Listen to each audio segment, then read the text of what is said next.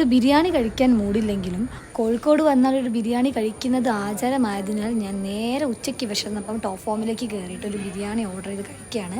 അപ്പം ഞാൻ കുഴിമന്തിയാണെന്ന് ഒരു മിനിറ്റ് വിചാരിച്ച് ഈ ഇറച്ചിയെടുത്ത് മയോണൈസിൽ മുക്കി കഴിക്കുന്ന പോലെ ഞാൻ ബിരിയാണിയിൽ ഇറച്ചിയെടുത്ത് തൈരിൽ മുക്കി കഴിച്ചു പോയി. അപ്പോൾ ഞാൻ ആ കാര്യങ്ങളൊക്കെ പറഞ്ഞ് കൂടെ ഒരു പുഡിങ്ങും കഴിച്ച് നേരെ ഞങ്ങൾ വെച്ച് പിടിച്ചത് തുഷാരഗിരിയിലേക്ക്. ഇനി ഞാൻ ഫസ്റ്റ് ടൈമായിട്ട് അവിടെ പോയി. ഇനി അടിപൊളിയാണ്. വെള്ളച്ചാട്ടം എന്നൊക്കെ പറയുകയാണെങ്കിൽ ഏതോ കുത്തബിനാറിന്ന് വരുന്ന പോലെയാണ് അത് വരുന്നത്. അതിങ്ങനെ കണ്ടു നിൽക്കാൻ വലിയൊരു അത്ഭുതം കേട്ടോ.